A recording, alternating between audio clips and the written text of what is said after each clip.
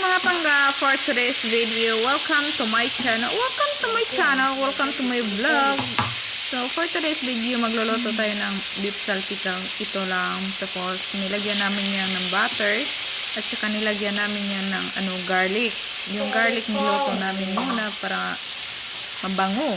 Tapos nilagyan namin ng oyster sauce at saka powder na pamintang durog o powder pamintang durog pa dyan ka bright eyes eh. Tapos ito na hinahintay lang namin yan na matuyo. Masarap kasi kapag tuyo siya sobra ay may mantika siyang sarap, makakaubos talaga ng kanin udin.